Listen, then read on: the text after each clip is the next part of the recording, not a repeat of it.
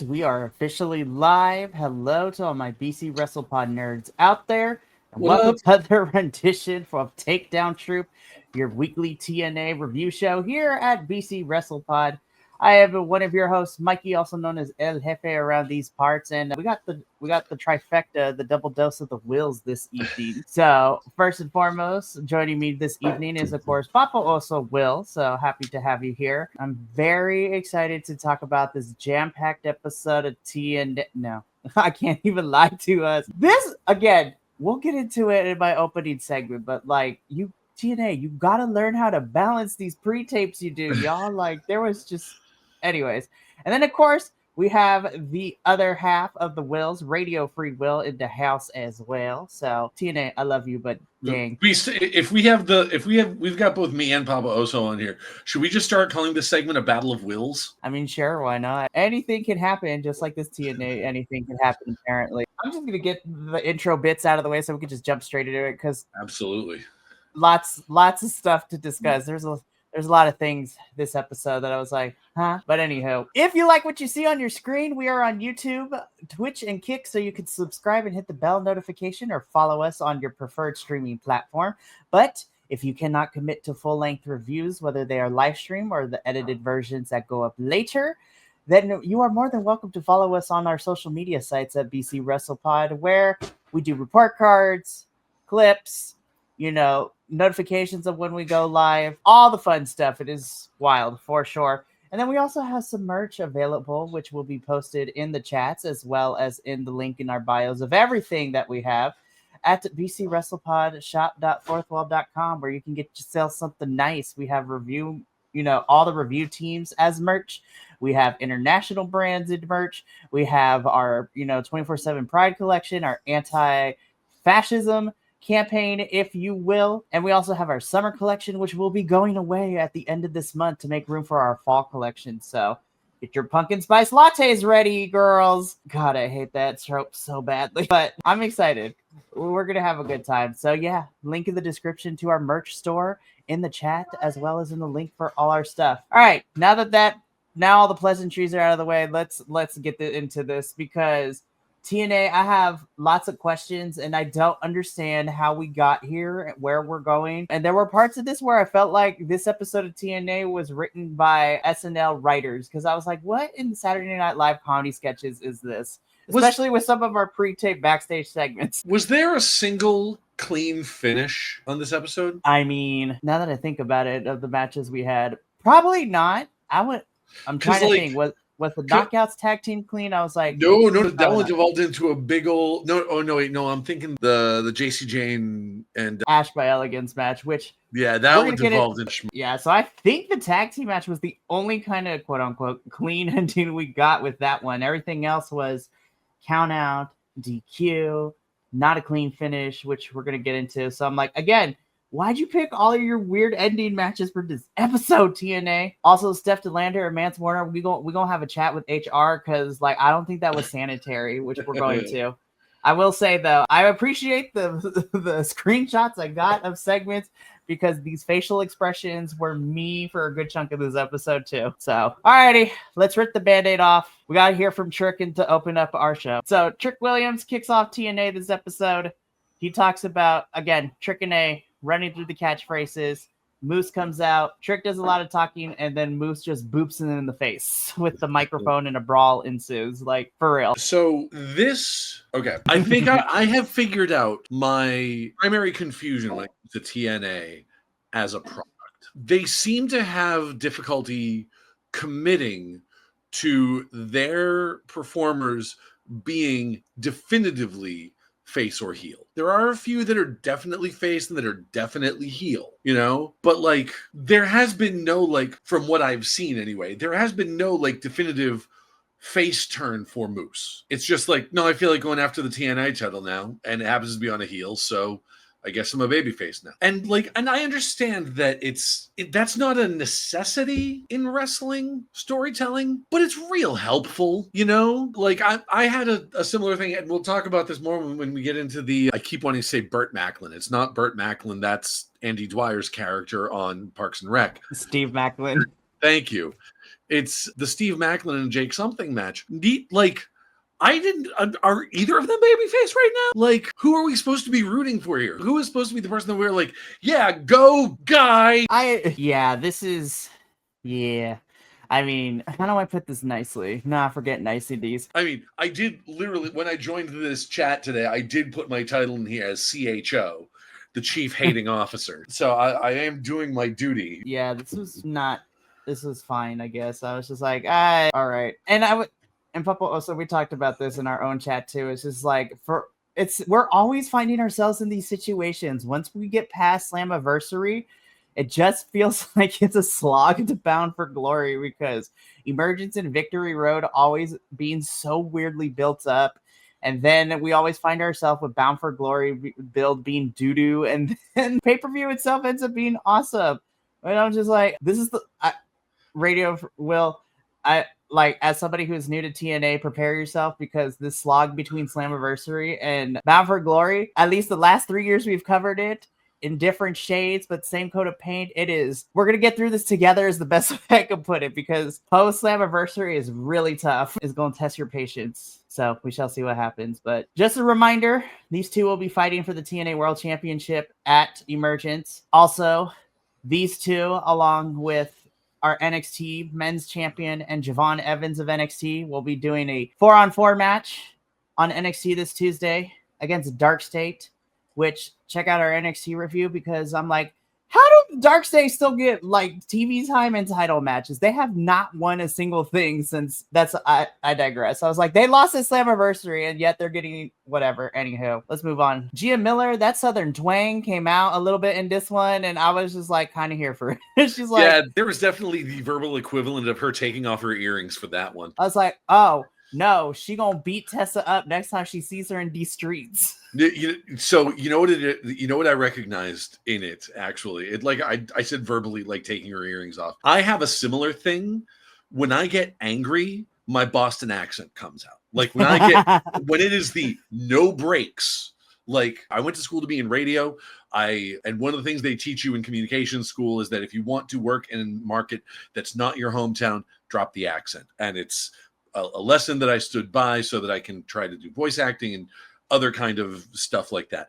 So my Boston accent is not necessarily thick, but I warn people, especially like if we're in high stress situations, if you hear me start dropping Oz and I start saying stuff like, go to the packy, get me a sixer, and then we'll meet in the fucking parking lot, kid, then you know, stand back, because it is, the brakes are off, and if you're in my way, it sucks to suck. No, I feel like we all have, of course, with being me. If I start dropping the Spanish curse words or talking to you in Spanish, then we have bigger fish to fry. Yeah. So it's just like, yeah. So Gia Miller, that Southern twang came out, and I'm like, ooh, I'm not gonna mess with her. I was like, Gia Miller literally told Tessa it's on site. I was just like, and then she went back into it when she interviewed Joe Hendry after this too. I was like, I have to remember too that outside of TNA on the independents, Gia Miller is a manager for Madman Fulton and Mads Kruger on the independent scene, and she also can wrestle too if need be. So I'm just like, I don't know if this would be the best idea, but if this sets up Gia versus Tessa in some capacity, I'm kind of weirdly here for it, because I was like, what are we doing? But I'm here for it regardless. I personally believe Gia is about that life, and I would kind of like to see it, not gonna lie. So anything to increase TNA's roster. I mean, did I say that out loud? I mean, yeah. So let's move on. What are we doing? Like, what happened to Eric Young? Where is his turn? Eric, buddy. Sammy is me this whole entire thing. It's like, okay, all right, Eric, buddy. And I know this is not the first time we've made this comment on this show. You can't be a bald white dude feuding with a POC and talking about cleansing, okay? Like, what are we doing? Oh, like, and the fact that this has gone on multiple weeks, like, that means this has gotten by editors several times. And and I get that they're trying to cozy up to TKO, but like, is that the way to do it? No, like, I know they're still in their like Hogan worshiping Triple H can't book black men to save his life phase. But like, come on. This is getting way out of hand. I don't know what's going on with a lot of these promotions right now. I'm just like, you guys cannot, it's 2025. Like, I don't know how this got past HR, how this got like test groups. Like Anna and Sammy are me in this whole entire thing. Sammy Callahan in the background is me, internally with this whole thing. And Mike Santana just like, I can see the gears turning in Santana's head. It's just like, I'm just listening. Because I know if I lose, this man will need to be picked up off the floor. I do love that on this screenshot, Sammy is super interested in something that's on the ceiling. He's rolling his eye like, what are we doing? Wow, Aurora Borealis. Papa, also, I want to get you to chime in here a little bit because we've also had multiple conversations of what the heck is happening with Eric Young. And like the direction for Northern Armory has gone off the rails. I don't even think we're on the same like line of travel anymore. I don't understand any of this. I thought this whole episode was stupid. Not gonna lie, I watched this episode. I had to watch this episode twice because this morning I watched it this morning and it just washed over me. I watched most of it on 3 times speed. I just couldn't do it. The best part of this whole episode was the Gia Miller moment. I did have one more positive moment to this episode, and I will talk about that when we get to it. Yeah, so I'm withholding information because Santana and Samuel will have some sort of involvement at Emergence, but I'm going to wait and to reveal all that when we get to the Santino bit at the very end of the show before our main event, which, is interesting. But again, Emergence is one of those B tier pay-per-views where it's not one of the big 4, but we're trying to get monthly stuff. So Eric, I have loved you. I will respect you. You are an OG legend in TNA, but this is not the direction I want. Also, I need Sinner and Saint to defect immediately. I also need Sinner to okay. And the best part about this promo was Sinner being a Muppet in the background. It's buck wild. I was just like just mute that and watch him. That's all you need. Yeah, so I'm just like, I can't. But we do got to move on because we do got other stuff to talk about. But not this. So Miller getting bleeped once during that whole thing with her message to Tessa. It's like, holy hell, Mackler. So about this match, and having watched him for a few weeks now, sell me on Jake something. Because we want to.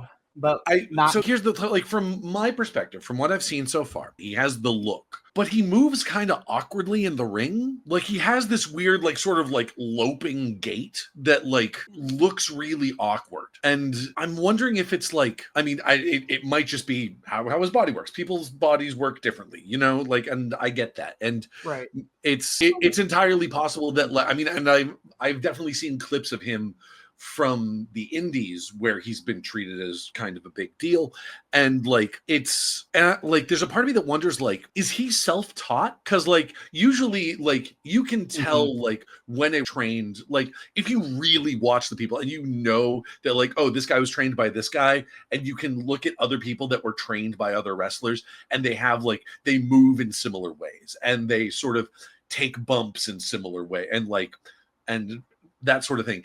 I'm wondering if Jake something was self-taught. It was one of those things he just showed up at his local indie promotion one day and everybody's like, dude, you have the look by a million times. Get in the ring and just make it look as good as you can. And he just kind of learned to do it by himself. And once again, that is a valid way of learning how to do something, but it does definitely show when you get to this tier of performance. When you get to this level of the industry. So I also wonder if he's still having some lingering effects with having major surgery, which is why he was out for quite a couple of months too, and he hasn't fully rehabbed it either. Right. I also don't think since his return, and Papa, also, you could probably back me up on this, the presentation for Jake is not helping this either. They want him to be the monster, but he's not leaning in full heel or face. He's kind of stuck in the middle, but it's normally I don't want to dictate, certain character tropes for wrestlers that they need to be, one or the other. But at the same time, we need him to pick a side, you guys. TNA, you need to figure out how you're going to present him. This was that match that I was talking about, the whole notion of who's I don't know who the faces and heels are in this feud. Having that face and heel dynamic creates heat for the title. This, I wouldn't even call it a match. We got 3 minutes worth of stuff, and then it was a double count out of that. Yeah, and that was a 10 count. I was just and again, when we get to Santino's Emergence match announcements, I was I feel like that match that's happening between these two at Emergence wasn't warranted in the build that we've been getting with this and this whole entire thing, which is kind of weird. You would think that no DQ, no count out means that these two absolutely hate each other's guts and they're willing to destroy each other instead of having a wrestling match. So we have to, in my mind of logic, if you're going to go there, it's like, okay, so y'all are going to fight no matter what. So we're going to throw traditional rules out the window. So now you're just going to fight, no DQ, no count out. Somebody has to win, all that stuff. I feel like the story we've been telling did not warrant this, but So, folks, while we've been talking here, Papa also put over in the side chat, Jake Something was trained at the ROH dojo. Specific trainers mentioned include Delirious and Daisy Hayes. With Grizzly Redwood, I don't recognize any of those names. Austin Aries and Chris Hero were also guest trainers. Okay. And that's knowing what I know about Austin Aries, I can't imagine he's a very good trainer, but hey, maybe he's changed since he's dropped off afterwards, because me and Adolfo, who cover MLW, he just popped up on commentary and his spin's still there for the last couple of shows, and we'll talk afterwards. But fascinating. Yeah, I'm familiar with Delirious. Weirdly enough, him and Abyss have kind of the same. They grew up around the same time and had careers in the same place, but both of them are retired in-ring wise and are working backstage. I'm very familiar with Rhett Titus as one of the pillars of the original, not the Honor Club version that we have now, but the original run of Ring of Honor too. And so again, I was like, Jake, these names, if they truly trained you, I was just like, I'm not putting stock in people, but I feel like you know better. So I'm going to chalk it up. Hopefully that you're still working the kinks out from your injury coming back. That you had major surgery on those, but still. Another thing that occurred to me, especially with the idea of him going through major surgery, is, and I want to give Jake the benefit of the doubt in the best way possible, because I'm about to compare him to Kenny Omega. Because here's the thing. When Kenny Omega started AEW, I've seen interviews with him where he said he had to change up his style a bit because he was getting older and he couldn't do a lot of the really big spots that he used to do in New Japan. So, but do it in such a way that he could still make for an exciting match, and I've heard other people talk about similar things like Ricochet. I think there was an interview recently where someone Ricochet mentioned he can't hit the 630 as cleanly as he used to, which I can barely do a 90, let alone with 630. So I'm not they are definitely capable of doing more than I would ever be able to do. But I would hope that if he does sort of realize that his body is not capable of doing things that he wants it to, that he can sort of change his style up in order to make for to make as good a product as he can. Granted, there's also a different level of sort of commitment to it, because Kenny Omega is one of the elite of all elite wrestling, and Jake Something doesn't seem to have quite as much investment in TNA that I'm aware of. But so it's, I don't know, just so summarizing it up, double count out. We'll get to the announcement. We had to push the bleep button multiple times for Macklin. I'm like, Mr. Parasso, you naughty boy. Anywho, that kind of perfectly leads it to, speaking of naughty boys, what? Listen, we don't king shame on this channel. But what? What? I was like, unless we're leading something that involves Steph, Mance, Ariana Grace, and Santino, this is where I truly felt like this is what we were watching SNL. What is happening? I don't mind a little. Okay. My thing with this, Mance, you sold this poorly too. I was like, my complaint with this is not that this was so scandalous. My complaint with this is it was kind of half-assed. That's what I was saying. I was just if you're gonna go there, go all in. Exactly. Sell me. And come on, guys. The rule of three. It's a comedy. It's not an obscure law of comedy. The rule of three. You go for the joke of them sneaking into Santino's office for sex. Come back with do the spot later with Santino walking in on them, and then you do a third spot where one of them has to run out naked or something. There has to be. It's, to borrow a phrase from the McElroy brothers, the prestige. We're gonna put a pin in this because we get the second half of this later in the episode. So we're gonna move on though. It's not even that it was SNL. It's crappy SNL. Oof, you're right. One of the few promos I liked tonight, I'm not even going front, but that's because Cedric had been in this game for a while, and I was like, I'm not gonna lie, I've been keeping up with TNA, and I was like, oh yeah, Leon Slater and Cedric have a match at Emergence. it's crazy we didn't get to see anything from Leon this week. We'll probably get it next week. Well, I mean, we get Leon in action next week, but that's beside the point. Yeah, nothing else. Cedric, I love you. I'm going to be so for real, as sad as it is to say, by default, this was my favorite match of the entire night because we actually had a finish. Go ahead. That's okay. We have the Elegance brand being represented by Heather and M by Elegance taking on the team of Liang Li and Zaya Brookside. I'm going to be a little nicer because I said by default. I actually really like the in-ring action, especially from Zaya. I was just like, that hot tag was great. And just her running around doing crazy things. So it's like, yes, you young 20-something-year-old, we love you. So, but go ahead. But yeah. By default, I like this match, and this was my favorite because we actually had a finish to this thing that wasn't a DQ or count out or any of that nonsense. I may have something of a controversial take on this one. Heather worked in this match. I was about to say Heather was MVP for me. Not to say that none of the other ones weren't, but Heather was bouncing around and amazing. The one moment that made me sort of like, again, I'm with Papa Oso. This whole episode was just kind of meh. But the one moment that this match had the moment that made me sort of sit up and like, wait a second, hold on, wind that back. Let me watch that bit again. There was a penta arm breaker in this. She set up the sacrifice arm breaker, and I'm like, okay, we're breaking up the Pentagon greatest hits. Okay. There was my biggest complaint was there was an unfortunate cut to commercial because it's like, okay, we have there were a few too many rest holds in it because it's like for everything that was good in this match, there was something bad. Like it's like few too many rest holds, and there was the whole thing of like struggling to get to a vertical base. Cut to commercial. Come back, she's at a vertical base. It's like, okay. Would have been nice to see her get there and then cut to commercial, maybe, but fine, whatever.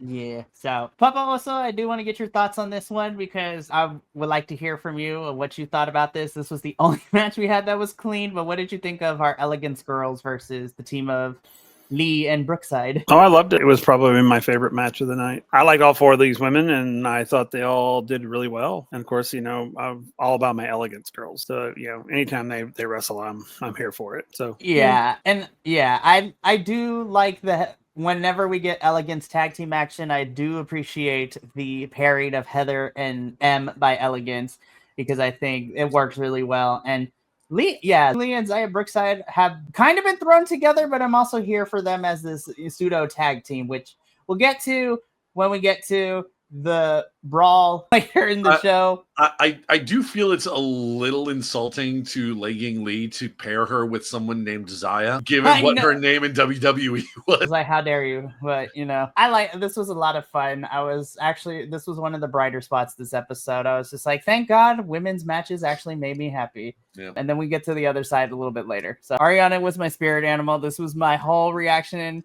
to this episode after I was done. I did giggle a little bit at Santino going in for a second look, and then just that was solid. Santino, I love you. I was just like, but yeah, Ariana, this was my response for this whole episode. if we can get like Santino, when your contract runs out with TNA, give Evil Uno a call because I feel like the two of you working together could make something really.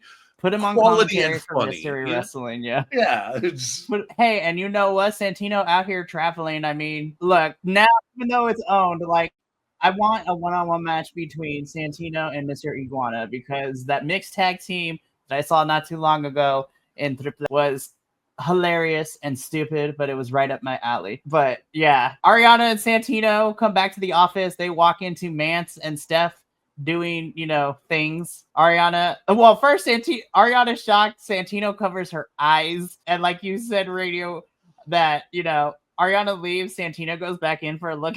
Just kidding. I was like, all right, well. Or at least go for the Monty Python joke. Is that a chicken up that? No, just the way she's holding the grapefruit. I'm just sitting here and I'm just like, I felt like I was watching an episode of 2010's Raw. And those were some dark times. Most of us were there, and we try to purge it from our memory. And everyone just kind of goes, this is some dark times. It's dark times indeed. Ash is angry at the girls because they still can't get the job done. When I was reviewing these slides, I was just like, did I stumble upon a soap opera? Because this was giving me soap opera anger. But I actually, as silly as it was, I like this because unless we lead to something, Ash is kind of getting tired of Heather and M losing all the time and being the main reason for a good chunk of the stuff. But also very weirdly as well, I was like, Ash, we're going to talk about you. Now, I'm not going to say it was your fault because a certain, somebody who I would not want to fight with on the street came in and interrupted your match later. But I don't want to say I want to break up the Elegance brand, but this is one of those, nut up or shut up, if you will, kind of moments for me. Because we keep teasing that and be like, okay, there's problems. And then they go back to being okay. And then there's problems. And then we go back to being okay. It's giving me Judgment Day, whether it's like break them up or don't. I thought you were going to go for an Austin Theory, Grayson Waller reference there, but... Well, at least this breakup of the Elegance brand, hopefully, it will be actually on screen, not narrated to us by, Grayson Waller to the New Day. Don't get me started. We already vented on that during our WWE review of how stupid that whole thing was. I was like, it was right there. You could have did it and had, if Austin Theory's really hurt, have Grayson beat him up really badly to write him off TV. But no, we did not do that. Ash is so angry, she sends out the Elegance girls and our concierge, George Iceman, as she collects her thoughts before her match. Here's my thing with this angle.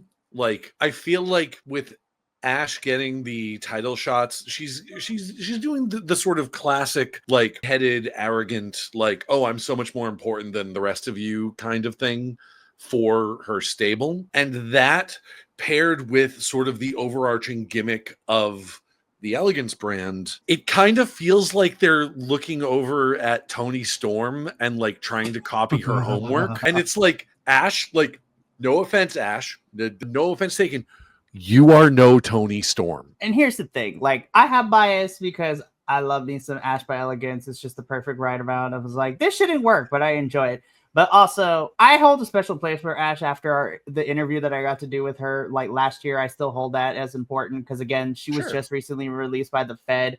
And, she spoke very highly of, the people she loved in TNA, which include Gail Kim. I was like, you earned brownie points for me with that answer alone. But yeah, I'm just like, I don't know where we're going with the brand. I don't know I don't even think TNA knows what they're wanting to do with this tag team knockouts division as well. Because I was like, where are we going? Like, we're just anywho. Moving on. I actually feel really bad for Casey Navarro.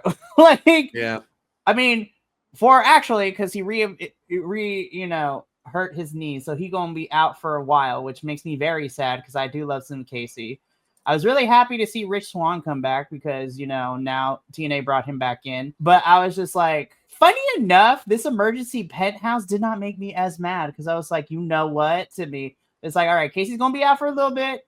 He's gonna be out, so we're gonna keep First Class going. And you know what? It seems that we're bringing back Rich Swann to fill everybody in. Rich Swann was absent from TNA for a while and Papa also, if you remember this too, the substance abuse got back to Rich Swann, and so he had to go fix that.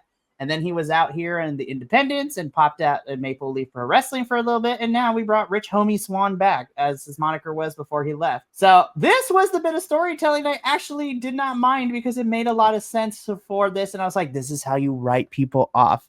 Take notes, like other promotions. But poor Casey, I'm going to miss you.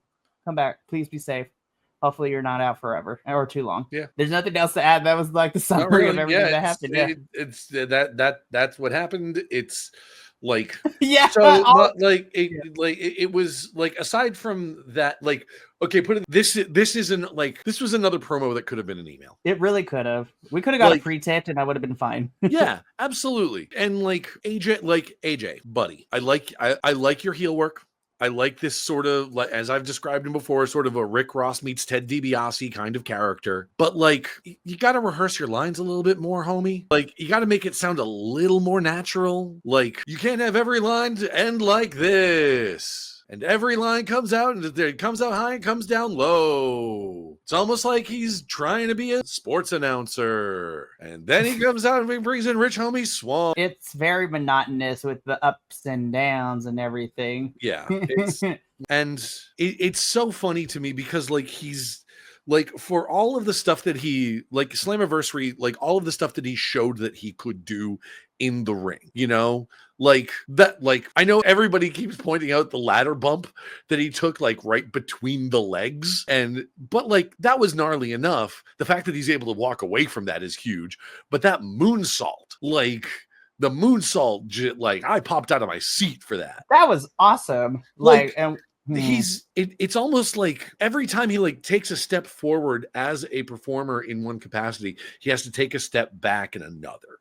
You know, it's like, and yeah. So again, this could have been an email. So now it's going to be AJ and Rich Swann moving forward for First Class. We move on. Mara, love you. This was a squash match, and she wins in her singles debut. Nothing more to say. Yep. I really want to believe that her name is a Star Wars reference. Mara Sade. Well, no, because it's because Mara Jade. That's also very true. So like I'm sitting here going like Mara, like I know she's pronouncing it Sade, but I read that as, you know, as the sci-fi geek that I am, and I see like, oh, that's Mara Jade. And I half expect her to come out with, you know, purple lightsaber. That would be amazing. But yeah, I'm never going to be against more women being signed to any promotion because women's wrestling is a lot of fun. And honestly, sometimes more than not, better than the men's wrestling. But my biggest worry, though, is I'm really hoping that with Mara signing with TNA, we still have enough room to give her something to do. And because right now TNA is signing a lot of women, but I was just like, okay, let's try to get something going for everybody. We don't even need to be championships. Like if you want to put people in tag teams or multi-women matches, like I'm okay with it. We have seen it in other promotions and I'm fine with it. But I'm really worried if we continue to keep signing more talent. I was just like, then you start to have a bloated roster. So, but I'm going to withhold my judgment until that happens. And so Mara Sade wins in her singles debut, even though this is her second match in TNA. Email, 3 minutes. Masha Slamovich causes a DQ. How do I put this? Even if we got a full match, I already knew without shenanigans aside, no way Ash was going to win this title. That's just so upfront. Yeah. And from a perspective, I get it. Masha is like, okay, we're going tit for tat. You caused the DQ in my match last week. I'm going to cause a DQ for yours here. We didn't even get to 3 minutes before Masha's like, bucket. I'm going to go in here and just cause mayhem. Why? I was just like, I would have now had it been a brawl between JC and Ash and Masha, then it would have made sense. It's like, okay. But then this turned into a full, like, those three were fighting, and then all the tag teams were fighting. The inspiration was just like came out like radio. If it is okay, I'm actually gonna have Papa also go first in here. Because, please do. I feel bad that I haven't been able to shut up this whole time. So Papa also, I know in our chat that me and you had, we went back and forth about this whole thing and just the state of what we're at right now. So even if it's not a lot, I would like to hear your thoughts about this pull apart brawl and just everything that happened, I guess. It was amateur hour. You could tell it was so unorganized that it was almost dangerous. And it was like you had all of these people trying to work around everybody. And you could tell that there were times where people were like, oh, someone's in the way, so I can't quite do that move yet. So I'm going to stall for time and then I'll do the move. And it was a mess and it made no sense. It's like, and I just hate when they make the women out to be this. We're just going to throw hands, and not in the good way, but in like she's being a woman way. And that's exactly how it came across. I was just like, no, first of all, you got some really good folks in this ring and you are just making them look petty. And that even like JC Jane and all of the Fatal Influence, all of them, I was like, they're all good. All of these women are really good wrestlers, and this made them look like emotional women, like stereotypical. And it was so annoying. I was so mad. I'm like, this didn't need to happen. I mean, this whole match was ridiculous. This was the perfect example of amateur hour on TNA's part. Just stupid. And I think they thought, ooh, let's have a big girl fight. Everybody will love that. And I'm just like, nope, not everybody. Big girl fight. Everyone will love that. Guys, it's not the Attitude Era anymore. What the fuck? No. Well, it doesn't make nobody in this match, nothing in this clusterfuck made anybody look good.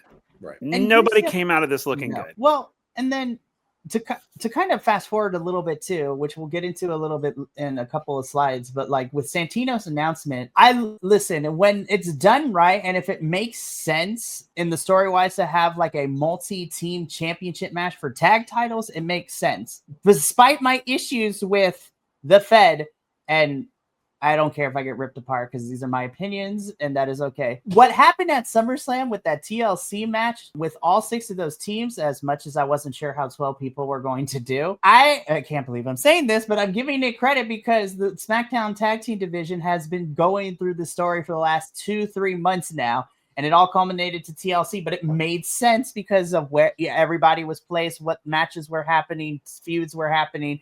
And then it just culminated with the whole SmackDown Tag Team division wanting to fight each other. And so we had to settle it one way or another. So we got the TLC match. Besides the Elegance brand and maybe the Inspiration, who've been kind of feuding, it doesn't make a lot of sense for Fatal Influence to be thrown into this, fender bender of a brawl. Liang Lee and Zaya Brookside have barely been a tag team for like 3 weeks, and they're acting like they have beef with everybody in this ring.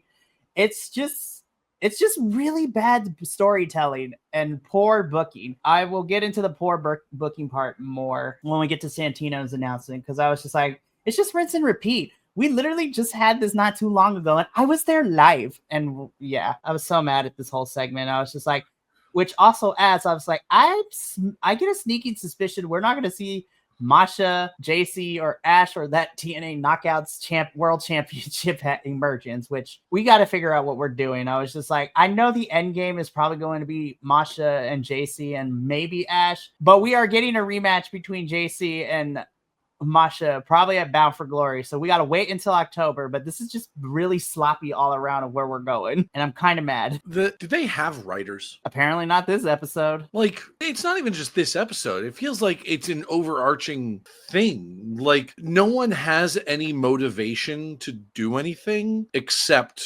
titles. And I can understand that from a sports entertainment capacity. But like, it's the grudge matches that keep you here, And it's like, it's turning that title match into a grudge match that keeps you here, It's like, I mean, again, it's kind of unfair to, I feel like we're comparing, apples to, Apple Jolly Ranchers here. But like, if you compare it to like, just the first thing that comes to mind was, Cody finishing his story, like, he loses that first WrestleMania so that he can come back and win the next WrestleMania, so that title match at WrestleMania becomes a grudge match. You become emotionally invested in it. It's not just like, oh, I'm going for the title. This year, it's like, oh, we're going for the title. Like, and there's nothing to like get emotionally invested in. Like, even like when they do, like a couple weeks ago, when they do try to do like, we're gonna stand up for TNA. Like we are the TNA wrestlers, and we're like Leon Slater, the Hardys, and Burt. All in the ring together, like, yeah, we are going to stand up for, we are team TNA. We're going to stand up against the invading NXT WWE people. Yeah, here we go. And then that story got abandoned so quickly. And then of those 4 people, we saw one this episode. Yeah. And we're still not even sure if he's supposed to be babyface or heel. I was just like, for one last match. So Devon will get one last match. And I'm sure it's probably going to be the one last match for Bubba Ray too. But like, that's not going to be a title match. That's going to be one last TLC match or one last ladder match for nostalgia's sake. So like, what's that? There's no story there. There's no investment there. That's nostalgia wanker. Like, it's like that is the wrestling equivalent of rolling up in the bug and going, you remember the TLC match of the 2000s? Pepperidge Farms. Not the voice. But no, and this all culminates to what Papa also brought up. I was just like, I don't know what's going on backstage with TNA, but like, we have an idea after Slammiversary of where we were going, or at least I thought we did. And this is literally like, not even throwing darts at the wall to see what ideas we're going to use. It's just like, there's a lack of substance and writing and a whole bunch of other stuff to make anything compelling. I was just like, this is turning around and making a pot roast when you've got spaghetti boiling on the stove. I hate to say this. I was just like, I just need to get through Emergence, and I'm really hoping that we pivot somewhere for Victory Road and then to Bound for Glory. But I don't know. We're going to see what happens. like I said, the road between Slammiversary and Bound for Glory, as Papa also can tell you, it tries our patience as TNA fans from time to time. I was just like, I know it's we're getting to the end of the year, y'all, but we got to hold down. We got to keep it together. Hardys, I love you, but this promo was not it. I was just like, okay, because they're like, Santino's going to announce who our opponent is, and we're happy to face them. And I was just like, okay. Also, they are now also 4th rope tag team champs too, which is kind of crazy, but I digress. Okay, let's just get through this because I've been saying this the whole entire episode. Santino comes out and announces a bunch of matches, and then we have kind of a segment in between all this, and then a 5th match. So Santino tells us that we are getting these 4 matches. So prior to this, we already knew from last week that it's going to be Leon Slater versus Cedric Alexander for the X Division Championship. And then Trick Williams versus Moose for the TNA World Championship. We get then for the TNA Tag Team Championships on the men's side of things, we have the Hardys versus the Rascals, which of course is Zachary Wentz, and filling in for Trey Miguel, Myron Reed. Then we're also getting Mike Santana versus Sami Callihan, and Sami Callihan let it be known on the internet that if Santana beats Sami, then he will be retiring from in-ring competition and like hanging up the boots. And I was just like, I hope not, but we'll see what happens. And then I was alluding to this when we were talking about the Brawl. We were getting a fatal 4-way tag team match for the TNA Knockouts Tag Team Championships. The Elegance Girls, the Elegance brand, defending the titles against NXT's Fatal Influence, so Fallon Henley and Jasmine Nix, Zaya Brookside and Liang Li. I know. And the Inspiration. And I'm like, TNA, I saw this at Rebellion for the same thing. The Elegance brand defended their titles against Tatum Paxley and Gigi Dolan, Lash Legend and Jakara Jackson in repeat. I was just give it to the Inspiration, damn it. Like, that's what I was like, listen, I'm here for shenanigans, but I was like, is this really a pay-per-view slot? I'm not gonna lie, but looking at the rest of the card, I was like, yeah, I guess we'll take it. This is not even a pre-show slot. As of right now, this is on the main card. Frustrating. Or who knows, it might end up on the pre-show. I don't know. We'll figure it out. Emergence is next Friday. So this is going to be interesting, to say the least. Let me go back. Main event time. Okay. Love Joe Hendry. Love Mustafa Ali. I dug this match. But again, like I've been saying all episode, does anybody else feel weird about this feud so far? I was like, what are we doing? I don't know anymore. I love both of these guys. And the in-ring was actually pretty good. But story-wise, what are we doing? I'm pretty sure Joe Hendry's just kind of spinning his wheels until he gets picked up by a bigger promotion. I feel bad for both of these guys because I do like them and I did like the match, but like that's not enough anymore. I was just like, I thought we were going somewhere with Ali wanting to go after the championship and bringing it back to TNA. I was like, again, we did that with our champions and everything. And even though Ali is kind of technically a heel, like we're here to try to get these championships back to TNA where they belong. And then we're kind of, everybody is doing side quests, but what we originally, I thought we were going to set out to do. Like this is like any TTRPG. We have all GM'd a game of any sort. Literally, we are trying. These wrestlers were supposed to get those championship backs as part of the main quest, the main campaign, and everybody has decided to go do the side plots and the side quests. And meanwhile, we here as fans are just going to like, I swear to God, you guys, you've all tried to seduce the catfish. You can't move on. And door is just a fucking door. Have you tried the doorknob yet? Click. Knock, knock. Shit. Who's there? The door. Oh, I'm so frustrated with this whole thing. So I just had a really hilarious thought. If all of this, like I said, Joe Hendry just sort of spinning his wheels until his contract runs out with TNA and he gets picked up by another promotion. Obviously, he's done some crossover. He showed up at WrestleMania.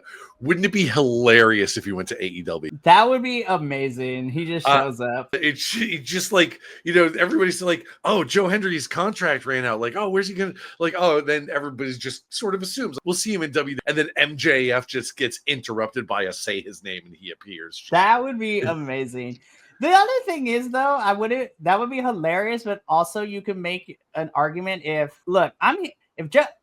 Joe's probably going to end up in WWE, but regardless, I am supporting wherever Joe wants to go because myself and his style is way more WWE than AEW. So I could definitely see him. And on top of that too, like Andrew, who is our GCW, well, actually, I can't just say GCW. Andrew, our indie god himself, apparently, so because he has now He's covering all the independents and internationals with me, so that's a lot of fun. We all want good things for all of our wrestlers wherever they choose to go, right? Sure. At the same time, however, I'm just like, we still have you. TNA, I need you to get it together for both of these guys. I really, really do. And not even, I'm just going to say this, the whole roster, I'm just going to put this on the whole roster right now too. We had an idea of where we were going with all of this. You know, I figure, okay, these next 3 pay-per-views, we're going to slowly build to Bound for Glory being where, hey, you know what? We got to get all these championships back. So we got to do everything that we can, all that good stuff. And then we kind of just, again, everybody just decided to do the side quest. Ali ends up winning this match due to Agent Zero is what we're apparently calling him now. And Tasha Steele's kind of being involved with this. So we end TNA this week with Ali celebrating and Joe Hendry just staring at the lights. Agent Zero is hands down the most 2000s comic book and or WCW name that person could have picked. It was so bad. It's like we ran it through a generator. Don't get me wrong. Okay, don't get me wrong. I don't completely mean that as an insult. Okay, like because there is a part of me that does like scratch the comic book nerd and grew up in the Attitude Era wrestling fan part of my brain in a nostalgic way, but like.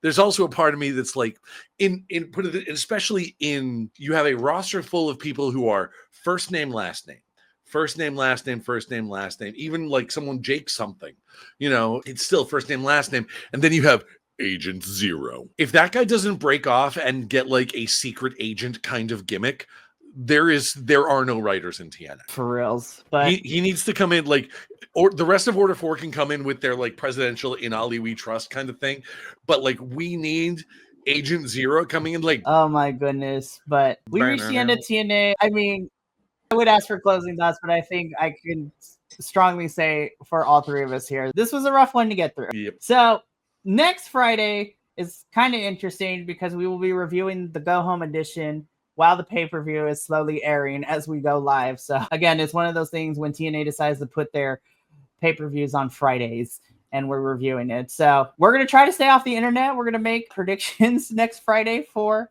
Emergence, and then we have a whole entire week to watch it before the review. I'm not looking forward to Emergence, you guys, but not everything can be crazy amazing. Well, I mean, it could be. Well, I mean, that's understandable. It's just the same matches we've seen for the past 3 weeks. It's literally it's a pay-per-view, but it's literally just I was like, just call it what it is. This is a TNA episode, just giving the pay-per-view title.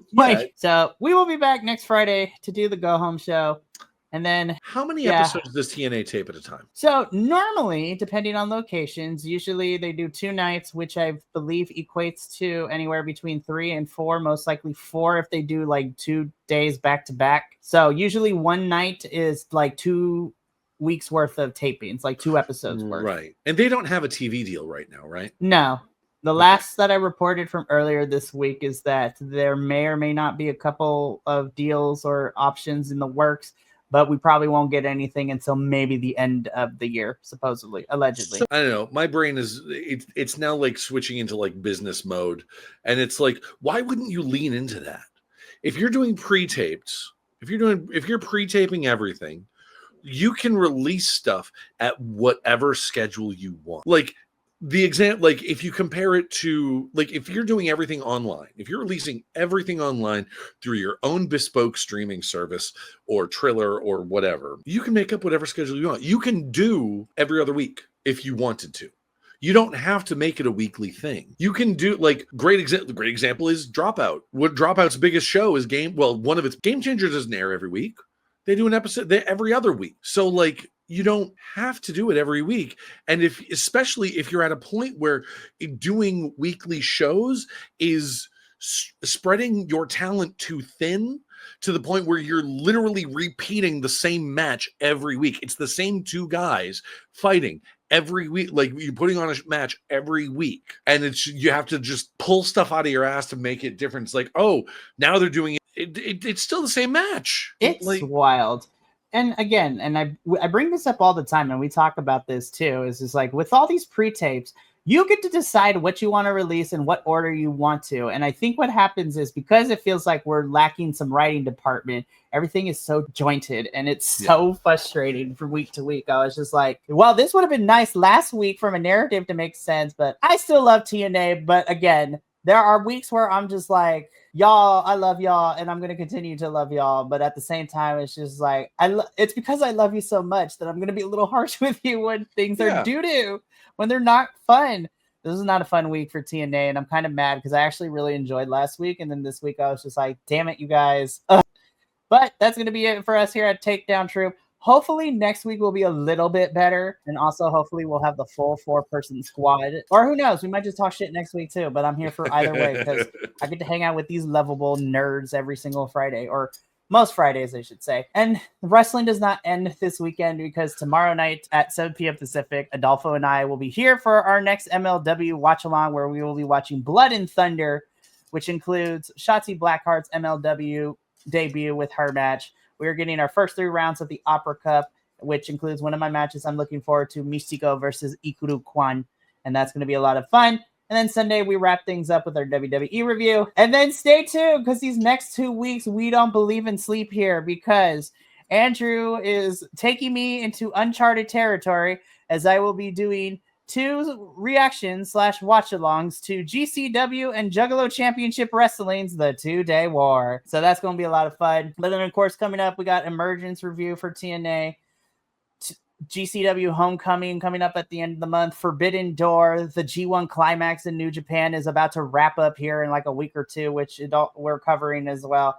There's a lot of wrestling, and it's wild out here. But we appreciate you for tuning in for everything. So this is going to be our good night and adieu for the Takedown Troop this evening. So from all of us here, including the rest of our family at BC Wrestle Pod, remember, take care of yourself, love one another, stay Bi-Conic, and more importantly than anything, you always deserve to finish your story. We will catch you tomorrow for our MLW watch along. But until then, this will be, and until next time, peace. Thank you so much for tuning in to another Vibe Tribe production. What's gonna happen next time? Well, you're gonna have to tune in to find out. But until then, remember, take care of yourself, love one another, and as always, make sure that you keep the good times rolling. Thank you for being here, and we'll see you next time.